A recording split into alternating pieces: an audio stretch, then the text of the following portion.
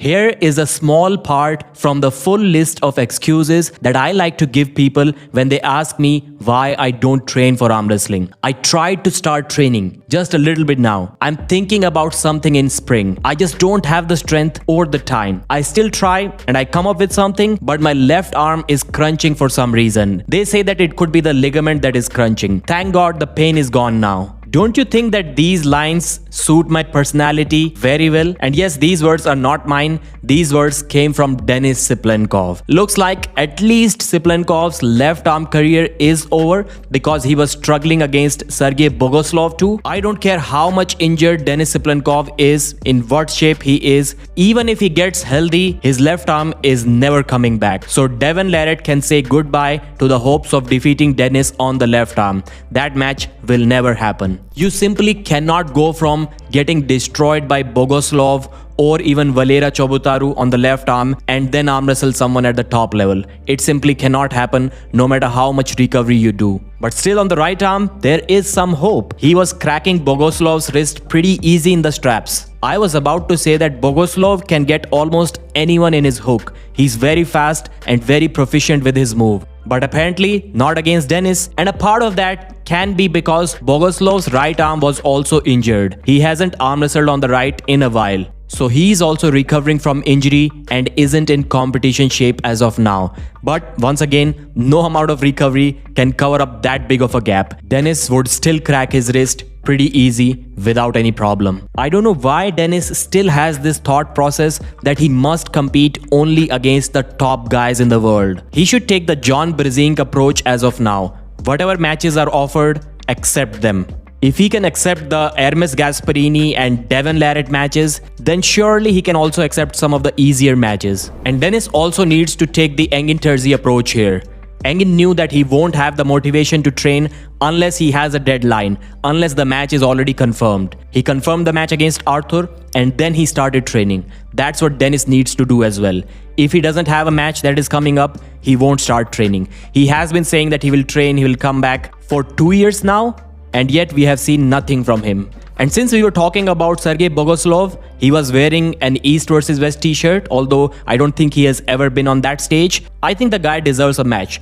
Put him up against any hooker and you got a good match right there. Something similar to the Yordan Sonev versus Bogoslov match that happened 3 years ago.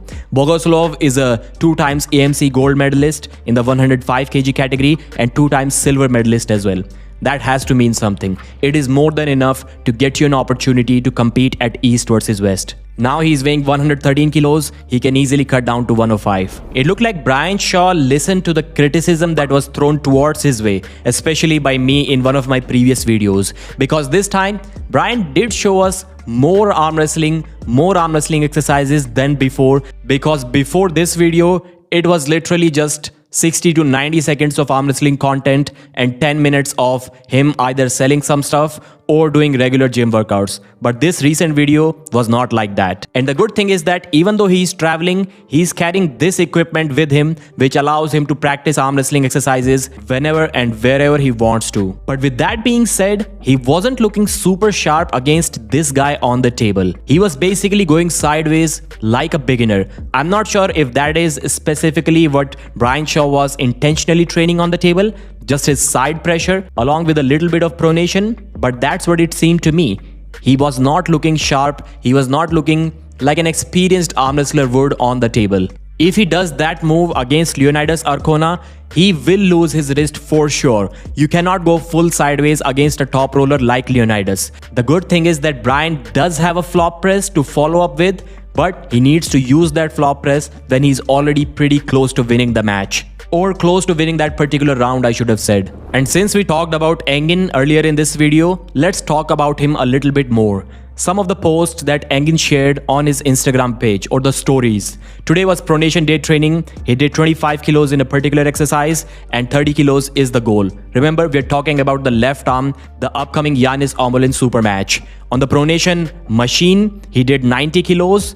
The goal is 110 and the best which he recently did was 130 before the Arthur match on the right arm. The static pronation, he is doing 50 kilos. The goal is to get to 70 kilos. Then these are the comparisons between the left and right arm. You can see there is still a huge gap, despite Engin saying that his left is feeling as healthy as it has probably ever felt. He still has more than 2 months to train for this match, which will happen in May this year. So the 10% goal seems realistic. I think he will get more than that. And then he promotes his new sponsor, Now Up Nutrition. Young guys, please learn something from this old man. He's still out there promoting his super matches. It has been unfortunate in the recent times that things went the way they did, but at least learn the promotional part from Engin Terzi. He lets you know about everything that you need to know before a super match. That's it for this video. Thanks for watching. I'll see you again.